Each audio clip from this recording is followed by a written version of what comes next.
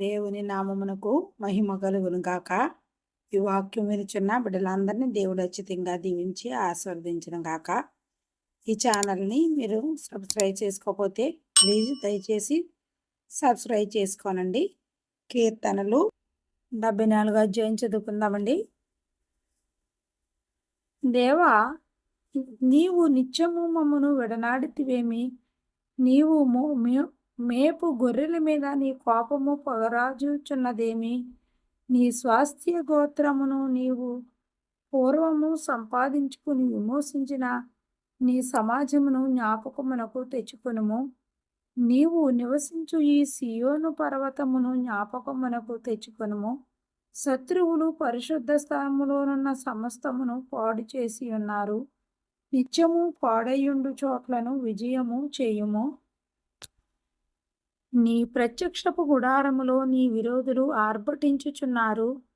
విజయ ధ్వజములని తమ ధ్వజములను వార్తి ఉన్నారు. దట్టమైన చెట్ల గుబురు మీద జనులు గొడ్డెండ్లనెత్తినట్లుగా వారు కనబడుదురు. ఇప్పుడే వారు గొడ్డెళ్లను సమ్మెటలను చేతపట్టుకుని దాని విచిత్రమైన పనిని బొత్తిగా విరగగొట్టుదురు. నీ పరిశుద్ధ స్థలమునకు అగ్గి ముట్టించుదురు. నీ నామ మందిరమును నేల పడగొట్టి అపవిత్రపరచుదురు. దేవుని మందిరములను బొత్తుగా అనగద్రొక్కుదమనుకుని దేశములోని వాటినన్నిటినీ వారు కాల్చి ఉన్నారు. సూచక క్రియలు మాకు కనబడట్లేదు. ఇకను ప్రవక్తయు లేకపోయెను. ఇది ఎంతకాలము జరుగునో దాని నెరిగినవాడు మాలో ఎవడునూ లేడు. దేవా, విరోధులు ఎందాక నిందింతురు? శత్రువులు నీ నామమును నిత్యము దూషింతురా? నీ హస్తమును నీ దక్షిణ హస్తమును నీవెందుకు ముడుచుకొని ఉన్నావు? నీ రొమ్ములో నుండి దాన్ని తీసి వారిని నిర్మూలన చేయము. ప్రార్థన కాలం మొదలుకుని దేవుడు నా రాజై ఉన్నాడు. దేశములో మహారక్షణ కలుగజేయువాడు ఆయనే. నీ బలము చేత సముద్రమును పాయలుగా చేసితివి. జలములలో భుజంగములను శిరస్సులను నీవు పగులగొట్టితివి. మకరముల యొక్క శిరస్సును నీవు ముక్కలుగా కొట్టితివి. అరణ్యవాసులకు దానిని ఆహారంగా ఇచ్చితివి. బొగ్గలను నదులను పుట్టించితివి. నిత్యము ప్రవహించు నదులను నీవు ఇంకా చేసితివి. పగలు నీదే, రాత్రి నీదే. సూర్యచంద్రులను నీవే నిర్మించితివి. భూమికి సరిహద్దులను నియమించిన వాడవు నీవే. వేసవి కాలము చలికాలము నీవే కలుగజేసితివి. శత్రువులు నిన్ను దూషణ చేయుటను అవివేక ప్రజలు నీ నామమును దూషించుటకును మనసునకు తెచ్చుకొనుము. దుష్ట మృగమునకు నీ గువ్వ యొక్క ప్రాణమును అప్పగింపకము. శ్రమనందు నీ వారిని నిత్యము మరువకము.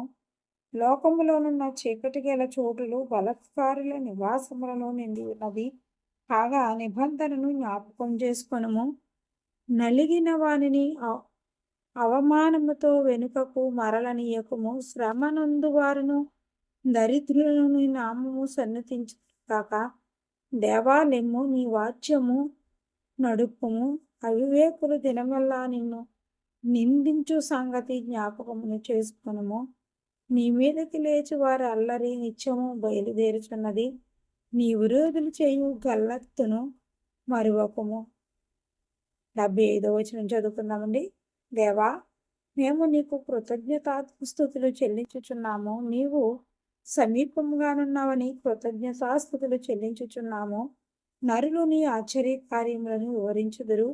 నేను యుక్త కాలమును కనిపెట్టుచున్నాను. నేనే న్యాయమును బట్టి తీర్పు తీర్చుచున్నాను. భూమియు దాని నివాసులందరూ లయమగునప్పుడు నేనే దాని స్తంభములను నిలుపుదును. అహంకారులై ఉండకుడని అహంకారులకు నేను ఆజ్ఞ ఇచ్చుచున్నాను.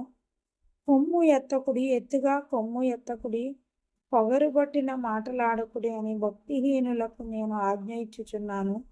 తూర్పు నుండి అయినను పడమటి నుండి అయినను అరణ్యము నుండి అయినను హెచ్చుగలుగదు. దేవుడే తీర్పు తీర్చువాడు. ఆయన ఒకని తగ్గించును, ఒకని హెచ్చించు. యెహోవా చేతిలో ఒక పాత్ర ఉన్నది. అందులోని ద్రాక్షారసము పొంగుచున్నది. అది సాంబారముతో నిండి ఉన్నది. ఆయన దానిలోనిది పోయిచున్నాడు. భూమి మీద ఉన్న భక్తిహీనులందరూ మడ్డితో కూడా దానిని పీల్చి దెంగివేయవలను. నేనైతే నిత్యము ఆయన స్తుతిని ప్రచురము చేయుదును. యాకోబు దేవుని నేను నిత్యము కీర్తించెదను. భక్తిహీనుల కొమ్మలన్నిటినీ నేను విరగొట్టెదను. నీతిమంతుల కొమ్మలు హెచ్చింపబడును. 76 చదువుకున్నామండి. యోదాలో దేవుడు ప్రసిద్ధుడు, ఇశ్రాయేలులో ఆయన నామము గొప్పది. షాలేములో ఆయన గుడారమున్నది, సీయోనులో ఆయన ఆలయమున్నది. అక్కడ వింటి అగ్ని బాణములను, కేడెములను, కత్తులను, యుద్ధాయుధములను ఆయన విరగగొట్టెను. దుష్టమృగములుండు పర్వతముల సౌందర్యము కంటే నీవు అధిక తేజస్సు గలవాడువు. కఠిన హృదయులు దోచుకొనబడి ఉన్నారు, వారు నిద్ర నొంది ఉన్నారు. పరాక్రమశాలులందరి బాహుబలము హర్షించెను. యాకోబు దేవా, నీ గద్దింపునకు రథసారథులకును గుమ్మములకును గాఢ నిద్ర కలిగెను. నీవే భయంకరుడవు. నీవు కోపపడు వేళ నీ సన్నిధిని నిలువగలవాడెవడు? నీవు తీర్పు తీర్చిన తీర్పు ఆకాశంలో నుండి వినబడవు చేసితివి. దేశములో శ్రమనొందిన వారిని అందరినీ రక్షించుటకై న్యాయపు తీర్పునకు దేవుడు లేచినప్పుడు భూమి భయపడి ఊరకుండెను. నరుల ఆగ్రహము నిన్ను స్తుతించును. ఆగ్రహ శేషమును నీవు ధరించుకొందువు. మీ దేవుడైన యెహోవాకు మొక్కుకొని మీ మొక్కుబడులను చెల్లించుడి. ఆయన చుట్టూనున్న వారందరూ భయంకరుడగు ఆయనకు కానుకలు తెచ్చి అర్పింపవలెను. అధికారులు పొగరును ఆయన అణిచివేయువాడు. భూరాజులకు ఆయన భీకరుడు. ఆమేన్.